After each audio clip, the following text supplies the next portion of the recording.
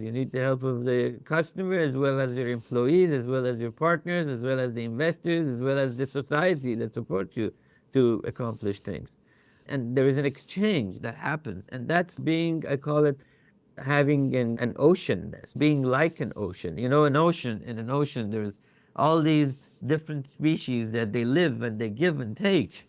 They build a network, they help each other. There's a system that creates an ecosystem of success. Climbing up is a struggle, tension in the air. But the underdog prevails, we here to declare. To the top of the mountain where champions stand. Failures can't break us, we taking command. Yeah, it's a journey, climb to the peak. Scaling businesses, who it ain't for the weak. Growth is the game, we play it real tall. From the bottom to the summit, we rise, never fall. Interview the legends, success stories told. Risepreneurs, hearts made of gold. Strategies unfold, in the struggle grace. Hardship and challenges, yeah, we still embrace. Welcome back, everyone, to another episode of the Risepreneur podcast, a show dedicated to all the entrepreneurs and business owners out there who's looking to grow, scale their businesses, and ultimately exit at the highest valuation. Today, we have a special guest. He's known by the nickname as the Entrepreneur Philosopher.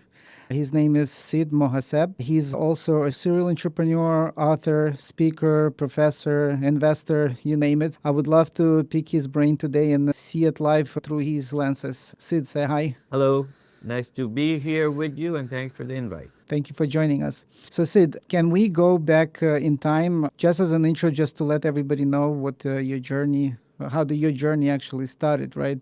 You originally from Iran. I also came to States at the age of 16, except I came with the family, which was much easier. You came here all by yourself, right? Like I have 7 kids right now, and 3 of them teenagers around that age. You're taking the load for the rest of us, Baruch. Someone has to.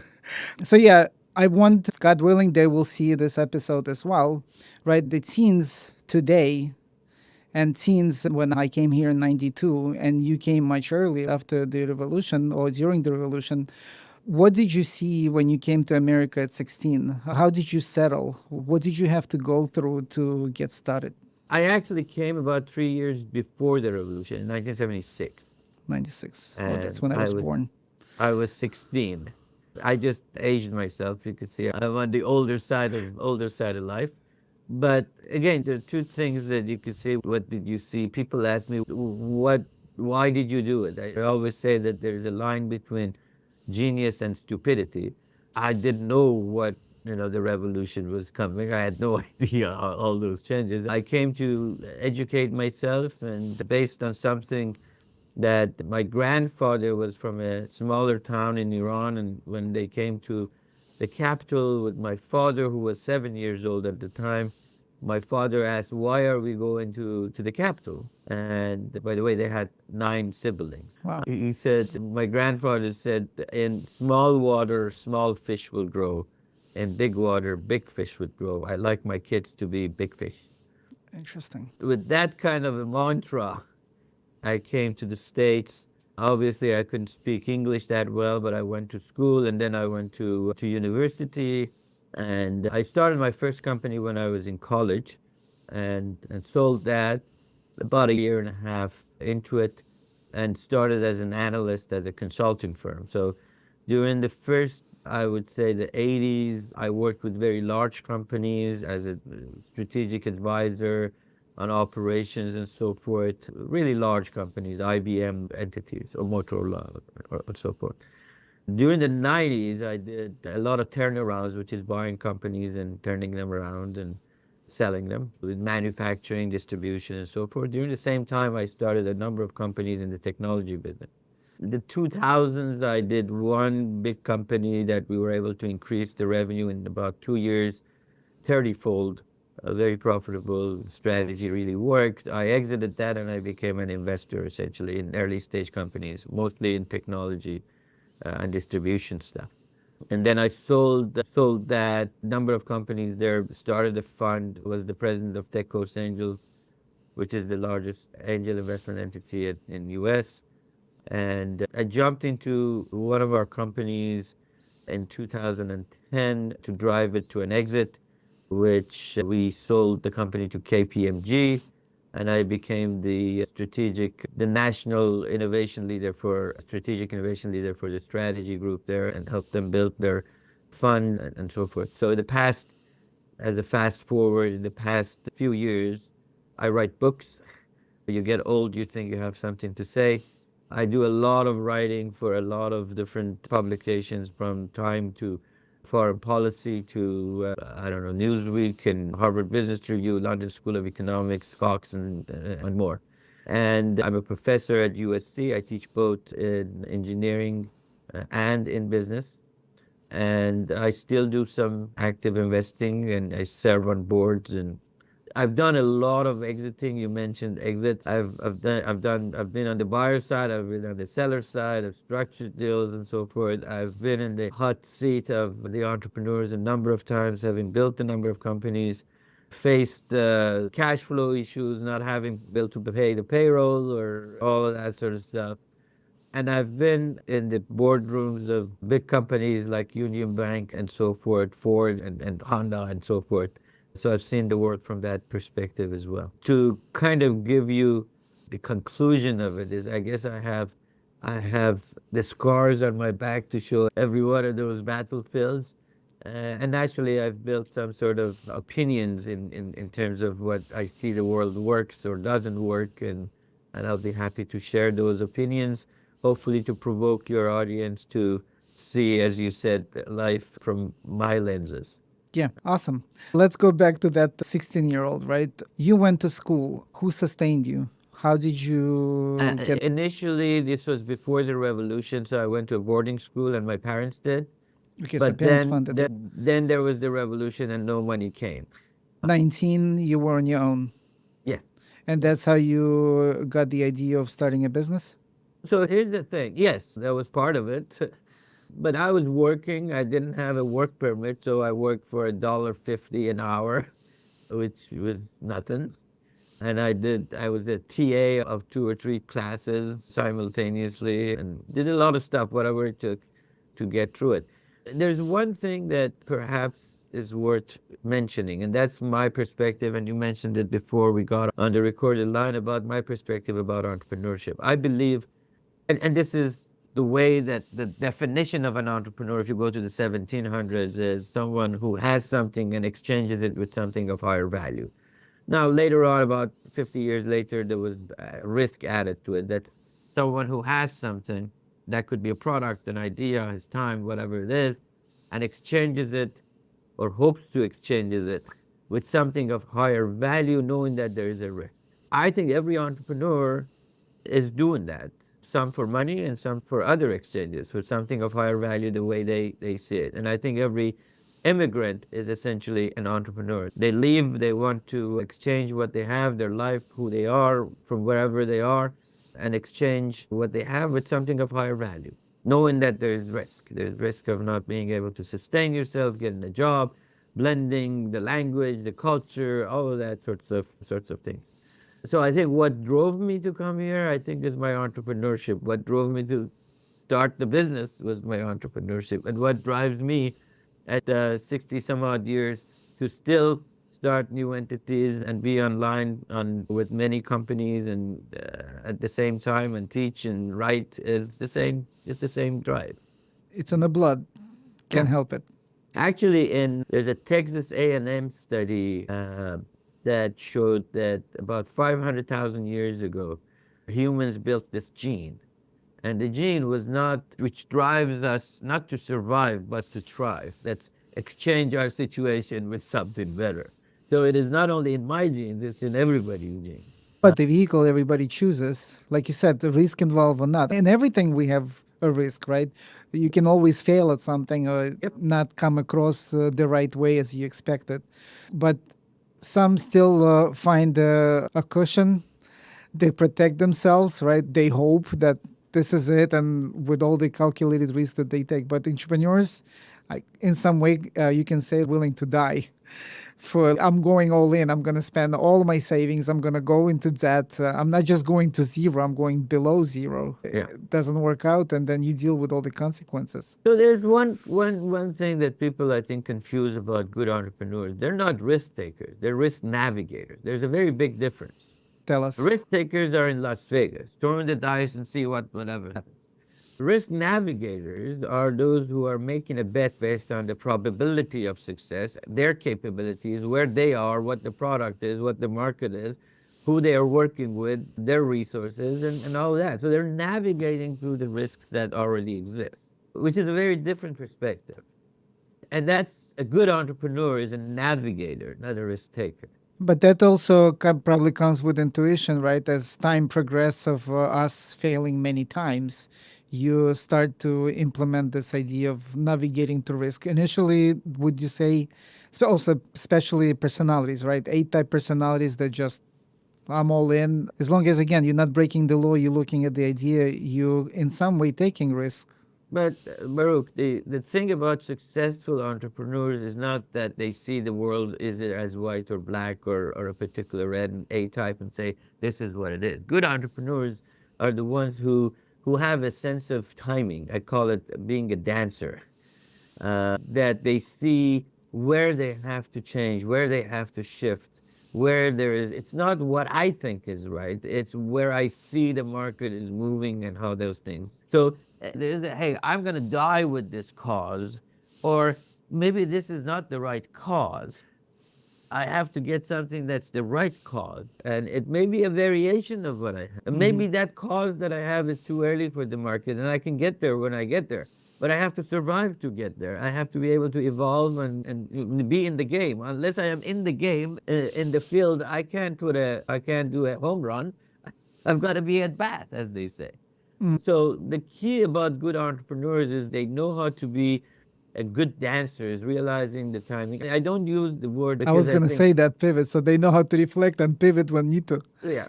Pivoting means it indicates a mistake. Dancing means we're embracing life and opportunities that it comes. It's more graceful as opposed to I push it to a limit until I'm dying and then I'll change the direction. Dancing is a different approach to that. You're adapting in some way. Yeah. The other thing is good entrepreneurs realize that they're not alone. You can't build your own thing, sell it to yourself, pay yourself. That's not a business. You need the help of others. You need the help of the customer as well as your employees, as well as your partners, as well as the investors, as well as the society that supports you to accomplish things. And there is an exchange that happens. And that's being, I call it, having an oceanness, being like an ocean. You know, in an ocean, there's all these different species that they live and they give and take. They build a network, they help each other. There's a system that creates an ecosystem of success. So part of entrepreneurship is the ability to do that, is the ability to be in that place that creates those exchanges that are valuable to all parties and not just, hey, I'm all about profit, screw it, and I'm going to get there to the other side. It doesn't work that way. Yeah. In a perfect world, right? Would you say that, like, I'm looking at somebody brought it to my attention recently. Again, I just entered the world of acquisitions like 6 months ago. So I found out the stat that over 90% of businesses never make it to $1 million in revenue. We're not even talking about the profits, right? So if the world is full of great entrepreneurs, would majority still fall into that category? Over 90% not being able to hit that number, and I'm not even talking about how many of them fail and never make it anywhere. Most of them, in some way, like gamblers. I'll tell you why. First of all, your assumption that having a business that doesn't go over $1 million is a failure, I don't think it's the right assumption. A lot of people make a choice of having, again, it's their business, their exchange. They get to $1 million, they have a life that they're okay. It's a lifestyle that they enjoy. They have their kids working there. They go home at a certain time. It's not that it's bad. It's just that... I see what you're saying.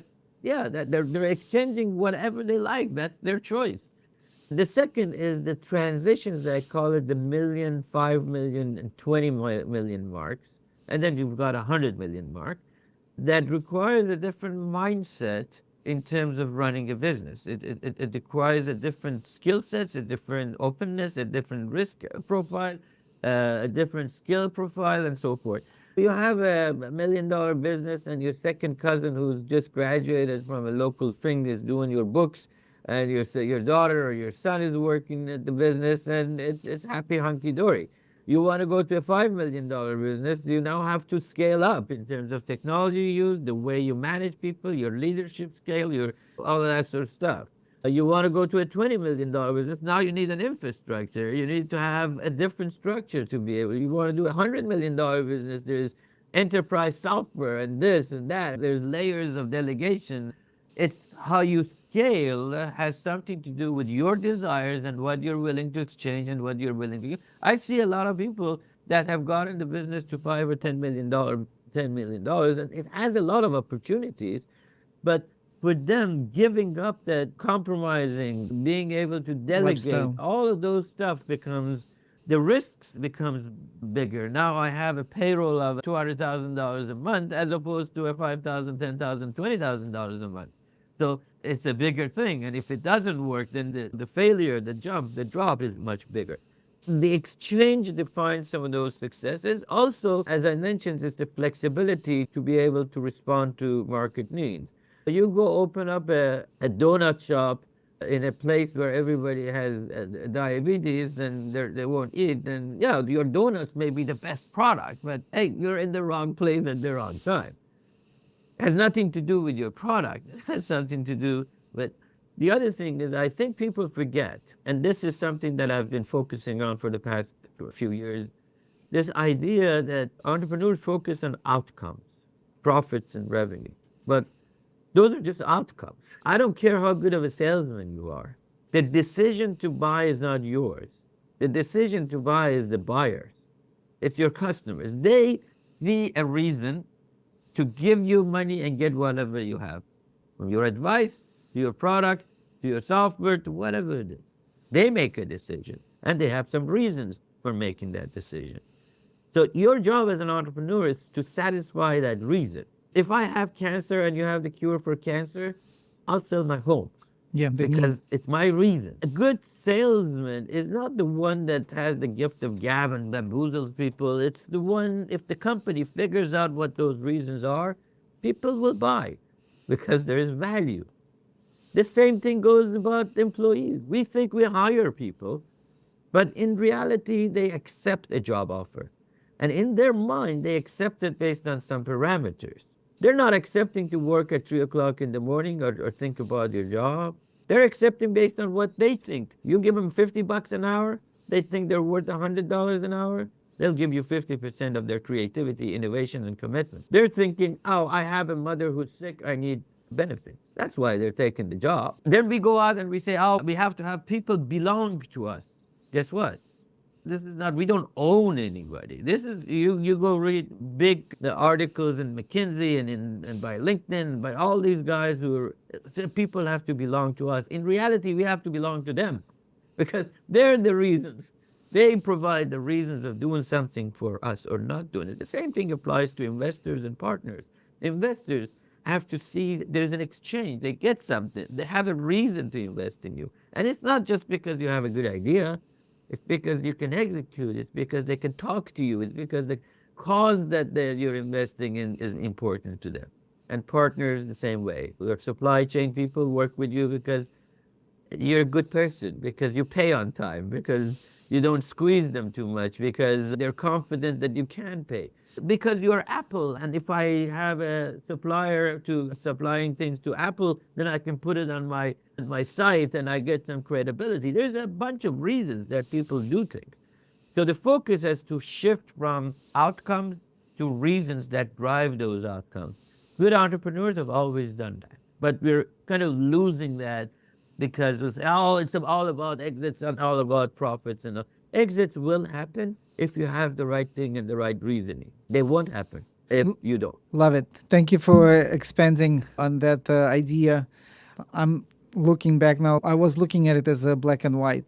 Maybe still do, but you sharing this kind of made me think that. So it's all about basically the exchange and everybody exchanging based on their reasons. And if both sides feel that the exchange is fair, there's a reason to continue. If one side feels the exchange is not fair, you're not getting full productivity, you're not getting full value, and ultimately it dies You short. can't raise the money, you can't get the customer, you don't get the productivity, and you won't get partners that would go through life with you. By the way, it's the Awesome. same thing as an entrepreneur itself. The exchange that they have with their family is important. There's this and notice, this is not a one-time solution. This is not a mathematical formula that if you solve once, you're done forever. Your customers are not the same. Yes, they are between the ages of this and that, but they're not the same people that they were 5 years ago. Their expectations has changed. Their exchange requirements has changed. Their reasoning has changed. So this is a constant thing that's moving all the time. And I say business is like playing a symphony. And these 5 pillars are the orchestra. And a leader's job is to harmonize this thing. It's not that it's between work-life balance. It's not 8 hours of this and 8 hours of that, and I'm perfectly balanced. In music, the guitar plays 7 minutes, and it's not that the drum has to play 7 minutes. They blend together. It's a music that is fantastic. And that's the business. The business is not chunked into things, and it's got ups, it's got downs, it's got movement, and that's the role of a leader, to be able to harmonize these 5 pillars: the employees, the customers, the investors, the society, and the partners. And if we do that right, music is absolutely beautiful, and our exchange comes through. Whatever reasoning and whatever we want to exchange with. Love it. You made me think of a time when I was reflecting at some point of how I was single, ultimately was dating, got married, started to have kids. And we were talking one day with my wife and said, look, when I was single, I was able to do anything I want. I had much more freedom. We started to date, limitations started to be imposed.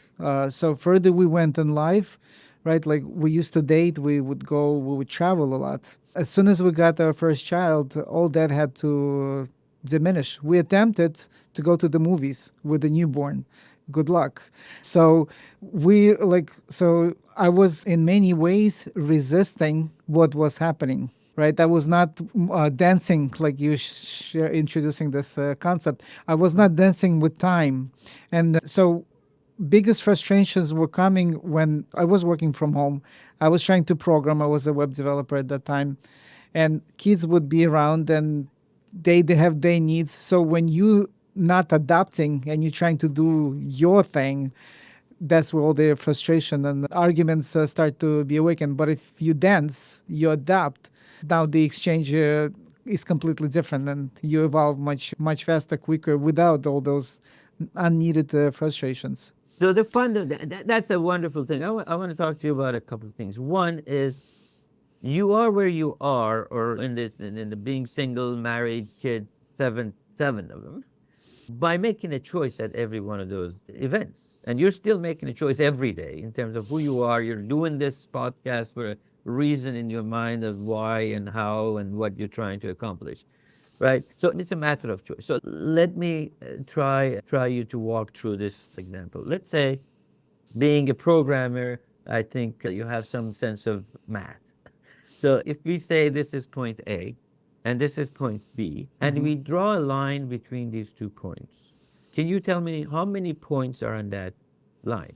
2 ends, I would say, no? Or as many as you create, unlimited, infinite, yeah, There is unlimited. mathematically, there are infinite points between any 2 lines.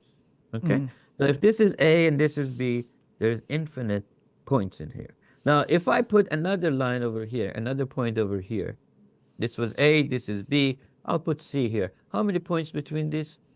Infinite. Right? And how many points between this and this? Infinite.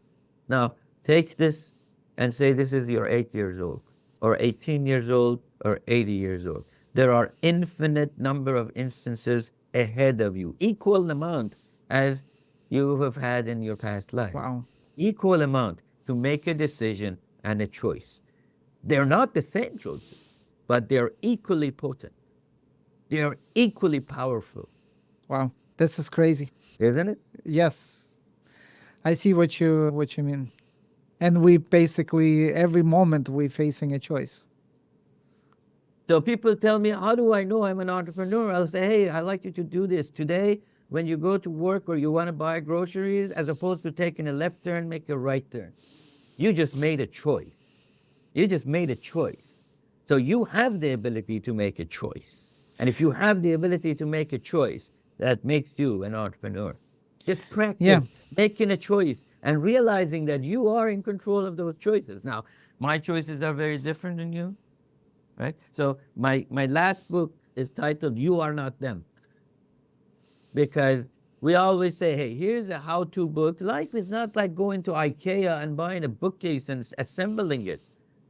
It's not put A to B, and we have all these how-to things that, yes, it's important to know how to do marketing. It's important to do how to do balance your checkbook or balance the account and debits and credits in accounting. Those are all important things, but they don't make you an entrepreneur. They're a bunch of mechanics. I have a kitchen, I have a knife, I have pots, I have pad, and I have a bunch of ingredients. That doesn't make me a chef. Doesn't make me a chef. I just have a bunch of stuff. Chef is the one who mixes this stuff all together. That's what. And you're not somebody else. You are your own chef. You're not Elon Musk. You're not Jeff Bezos. You're not Bill Gates. You're not me. You come from a different place, have a different IQ, have a different background, have different friends, have different parents, have different financial situations, have different education. You live in a different place. You live in a different time than those guys did and grew up. So everything about every one of us is very different. All the choices that we have are very different. You could make a compound chicken, or you could make a falafel, or you could make whatever you want. It's your choice. You're the chef. But what I say, we are the art and the artist. You mentioned you listened to my TED Talk. We are all both the art and the artist. We are the sculptor and the sculpture. And that is at the essence of entrepreneurship. That is the essence.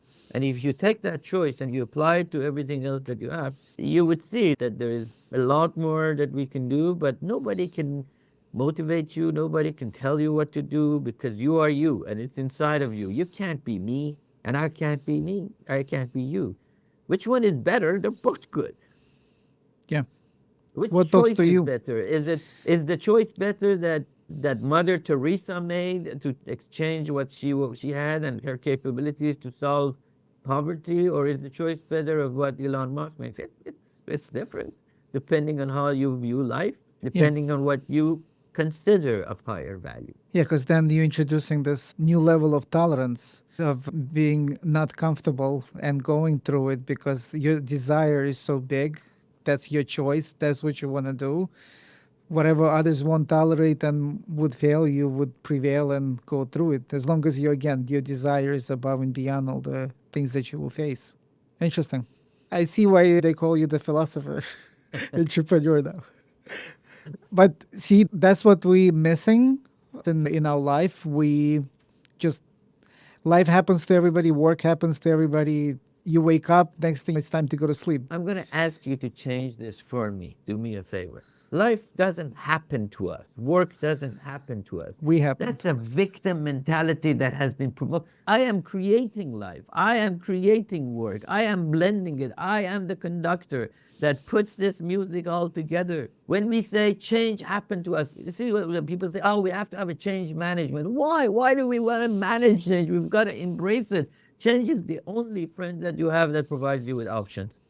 Nobody else gives you options to choose from.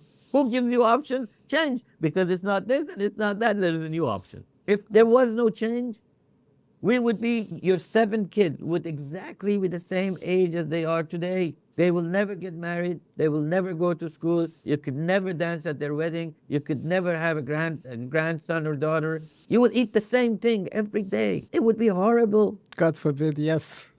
It would be horrible. It would be horrible. And then we try to manage it. We try to manage life. It happens to us. No, life doesn't happen to us. Life happens to us if we ignore that we have a choice and embrace it. It does over here in our mindset. Wow. I see how things would totally change if one would think that way and be aware of this at all times.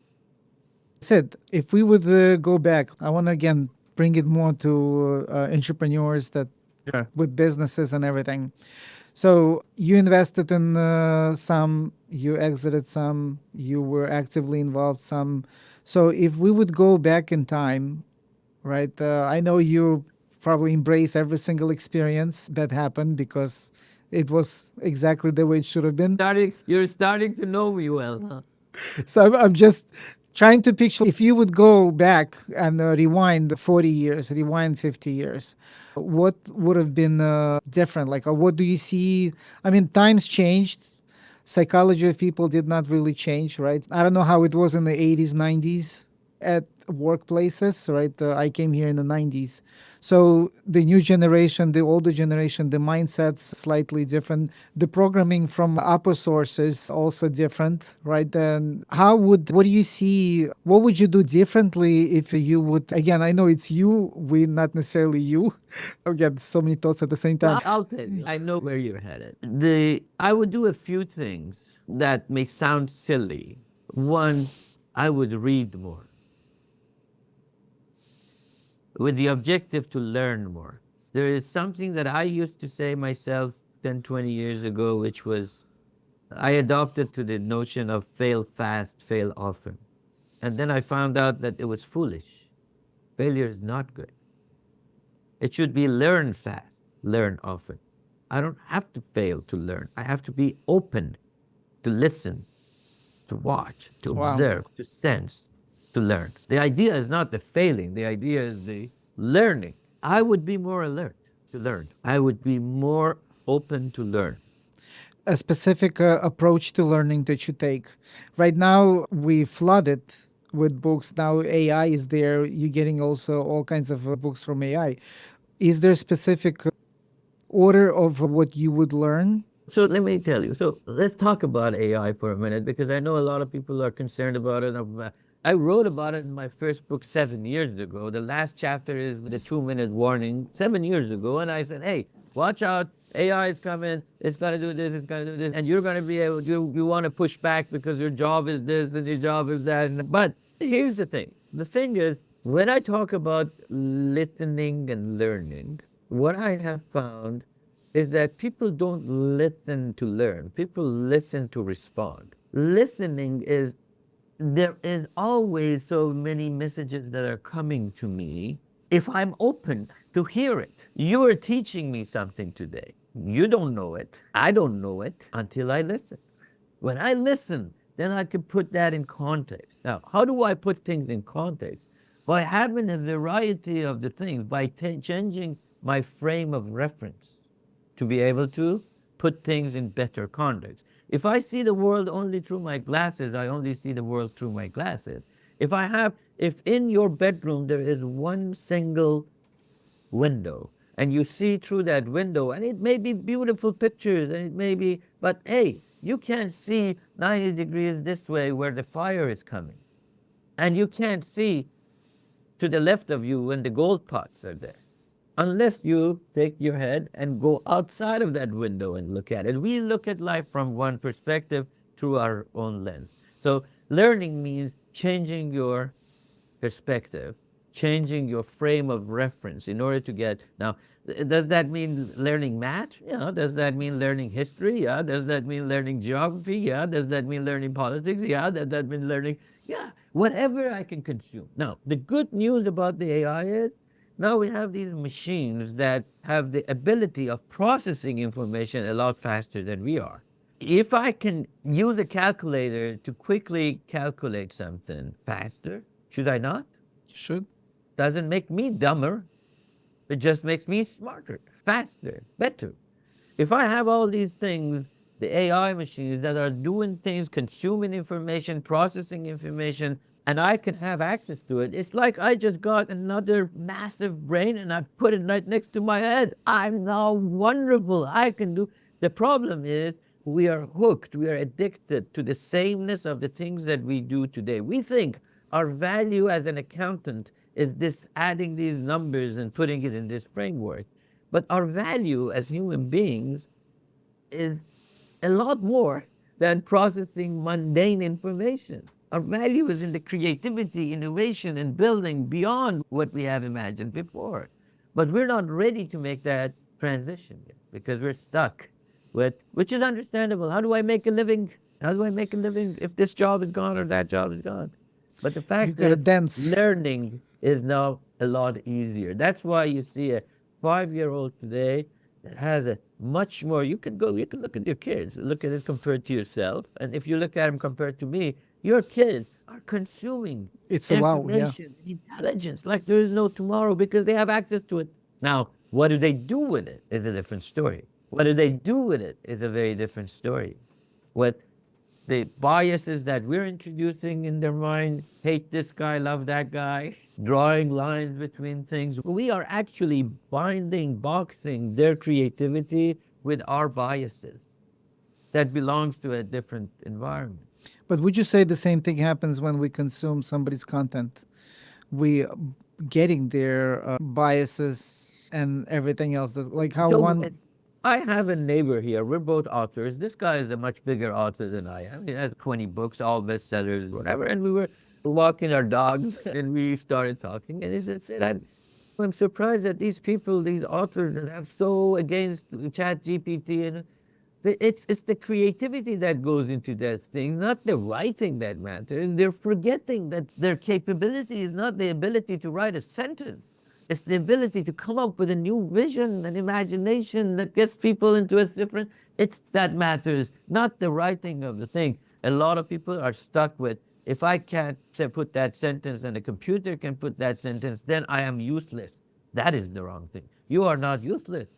You have a bigger mission than writing a sentence. Yeah. And AI It's here is hard to help to- you realize that. So the key is, what would I change differently? I would try to learn more, listen more, sense more, observe more. What about in terms of a career path that you chose? Entrepreneurship in a revealed way, right? But also, like in some way, you stopped your venture, you exited, and you went into the consulting world that exposed you to so many different verticals, so many different businesses, different sizes, different challenges. I even heard that you were dealing with all the turnaround companies. Not everybody get to experience that. So, how, in How terms did I of choose this path, Barack? There was absolutely no grand plan. Let me be quite honest with you. It wasn't that I sat here and said, oh, I'm going to do this and then do that and get a little bit of this experience and that. There was no grand plan. It just, I think I embraced whatever intrigued me, whatever I thought would be the. And I have a friend who tells me that said, and I have, as you mentioned, I have transitioned in a lot of different things, from investor to entrepreneur, from this company to that company, from turnaround to consultant, from consultant. Not many people go through the. And this friend of mine says, I don't know how you do it. It's not clear. There is no beginning or end. It just is a graceful transition from one thing to another. Now, I don't plan that. It's just that I'm embracing, I'm playing the music that I like to play, and sometimes it's low, and sometimes, yeah, I'll go from jazz to blues, from blues to whatever, but they're connected, they're still music, they're still the creativity that I've got to offer. Now, everybody's life is different again. My road, my plan, my journey is not necessarily the best journey for somebody else. I can relate to what you're saying, because in some way, if somebody looks at my journey, my resume, they'll say that I have no loyalty. I cannot sit in one spot. Only recently, when I reflected what was going on with me, I couldn't find myself. I realized that I despise being stationary. I love growth. As soon as I felt that I'm not growing, I would lose interest. I don't care what that business is. I don't care how much success there was. I need to go. Money was no longer coming to stimulate me. That is I your needed to entrepreneurial thing. You're exchanging what you have for something of higher value. You decide what that higher value is, and it's not necessarily the business was good, I was making money. It's I'm not being stimulated. It's not creative. It's not me. I am not, as a human being, evolving, being better. At the same time, I was reckless in many cases, especially in the areas. It's how you look at it. I would stop the cash flow. And I would always pay price for that because all of the commitments, and I'm not a single guy. The family had to also come with me and pay the So price for that's that. the risk. That's a navigating risk as opposed to see. This is what I want. If there's one advice I want to give your entrepreneurs is, it's not about risk taking. It does any entrepreneurship activity, any activity in life has risk attached to it. Zero. There is zero activity that has no risk attached to it. You go home, you go to work, you go outside to do gardening. You can die. You could be. There's risk. Yeah, the percentages vary, but any activity in life has risk attached to it. The key is to navigate the risk, not thinking that, hey, entrepreneurship is about massive risk taking. No, entrepreneurship is about risk navigating. It's about going through it with a systematic way. Yeah, cash flow is important. Growth is also important. The bet that you make on life and products and services is important. But the entrepreneur is not there to just randomly make risk. Yeah. There's a reasoning behind it for sure. There is a probability, and as you get better and better, your bets get better. The first time I left my consulting thing and I started my own thing, I think I had $5,000 in my account, and my dad said, "How much time do you have? How much have you?" Said, "I have $5,000." And I had one guy, and it was massive, and cash flow was issue. Fast forward 2, 3 years later, I had a $200,000 thing. It still was scary to me. It's not the amount. It's how you look at it. Yeah, the amounts get bigger, your bets get bigger, but your mindset of navigating it is still the same. Reason I asked you about going back and what would you do different. I'm getting these ideas, and also from my journey, right? I'm talking to people. People tell me like, I would never do what you do. Like, you all over the place. You gotta focus, stay in one lane. And I'm saying to them, I would never exchange anything that I went through, because that's all. That's That me. is who you are. That's me. Yes. And I tried to get one of my kids to kind of see my world, what I'm after.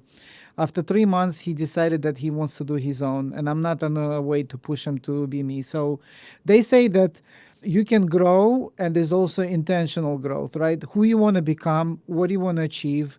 Let's set some goals in advance and then choose which vehicle will take you there. So you have intentional growth towards it, right? Versus, let me try this, let me try that, and I evolve into this and to that. Kind of, that was my journey. I thought I wanted to be a programmer, then it was not it. Then I thought I would be running furniture stores. That did not work out. Then I wanted to be lead generator. I got good at it, but then I plateaued. Then I went into business, loving it, growing it, and also kind of reached the point where, whoa, there's a new world, the merger and acquisitions. I'm exploring that now. So I'm in the business lanes, but I'm all over the place, right? So let me.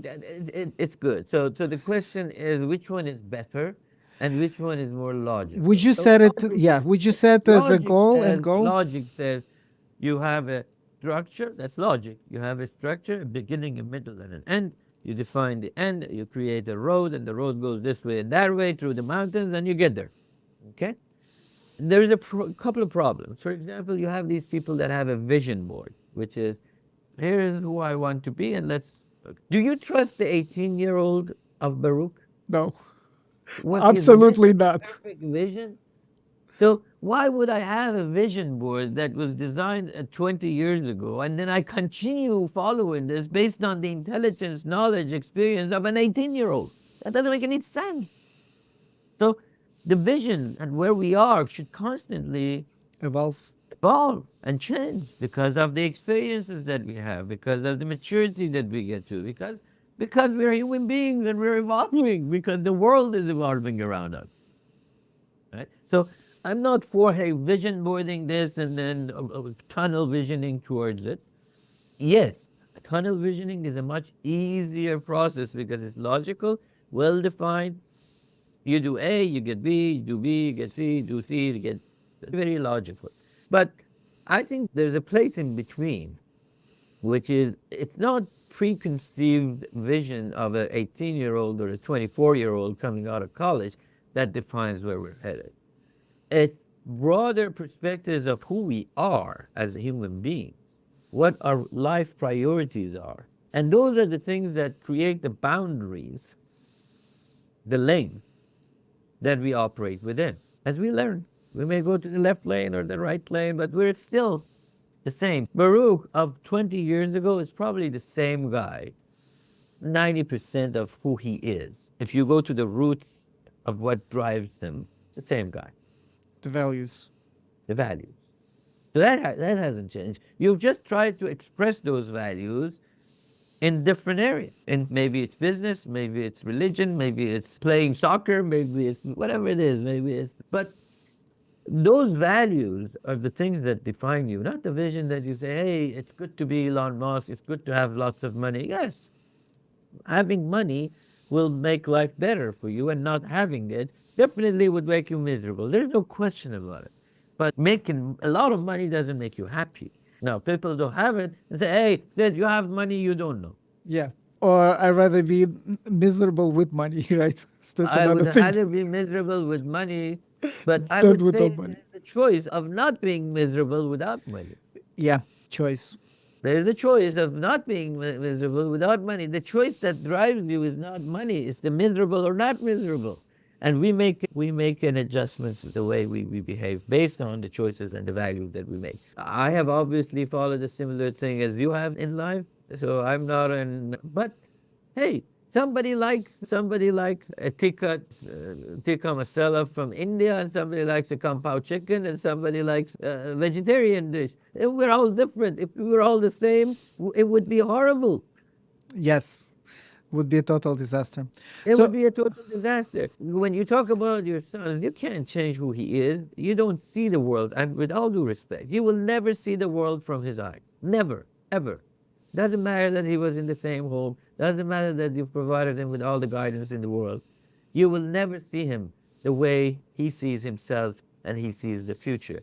So the key is, if you've provided him with the right values and guide rails, he will maneuver through those to wherever his destination may be. That's what I think we can provide to others. what about relationships? Like I'm picking up a lot of things here. Thank you for sharing perspectives. Being not judgmental, not looking at it as black and white, being able to dance, adapt, and follow your calling, reflect, right? And so, okay, kids push the idea of constantly reading, learning more, right? What about in relationships? How I'll do you give know? you I'll Because tell they you have what. their perspective. Absolutely.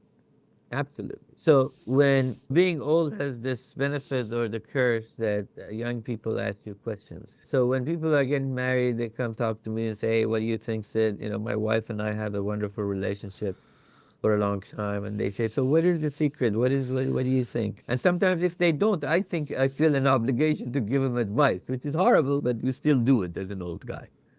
So here's my perspective. I think this idea of compromise is overexpressed and not right. It's not about compromise. Let me tell you what compromise does. Every time you compromise in your mind because your wife wants to go visit her parents and you don't feel like it, or go see this movie and you don't feel like it, or wants to eat this and you don't feel like it, or wants to do this and you don't like it, or the opposite, every time you want to do something and she doesn't like it, imagine a drop is being put in a cup. That I compromised. I didn't like that. So I did it for her, right? At some point, maybe it takes 5 years, maybe 20 years, Overflow. the cup overflow. So that's a compromise. The alternative to that is, if my wife likes something and I like her and I want her happy, then I'm not doing it for her. I'm doing it for me. This is a very selfish thing. There is no cup to be filled. I did this because she was happy and her happiness made me happy. There is no cup to be filled. Not a compromise. It's an extremely selfish action that I did because I am happy because my wife is happy. And I have guaranteed, and people have come to me and say, you are absolutely right. You do this for 2-3 weeks, just on your side. You don't need to have this conversation with your partner or your spouse, and you will see the behavior changes on the other side. I already see how that will work out. There was some stage at my career where I did not see anything valuable outside of my work. It was zero relevance. It was a total waste of time. And doing those things I felt like I'm missing out. So instead of embracing it. So I got to the point where I was told that I'm not fun to go somewhere with. And that kind of touched me like, I'm fun guy. What are you talking about?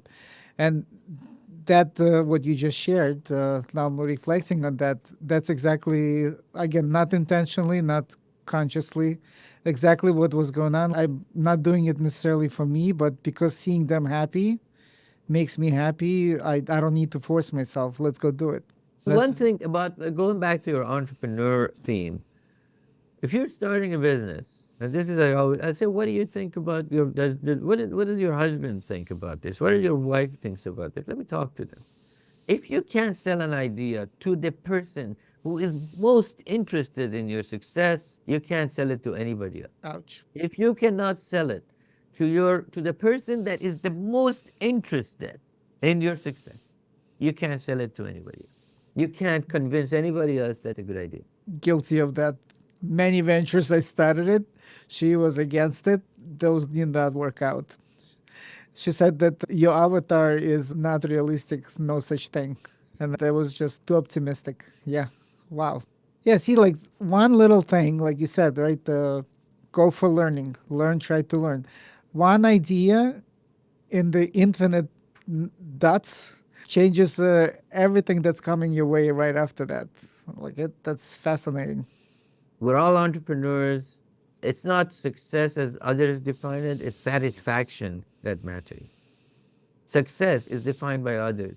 Oh, this guy is a professor, so he's successful. This guy's got a business, he's making money, he's a professor, he's a doctor, he's a lawyer.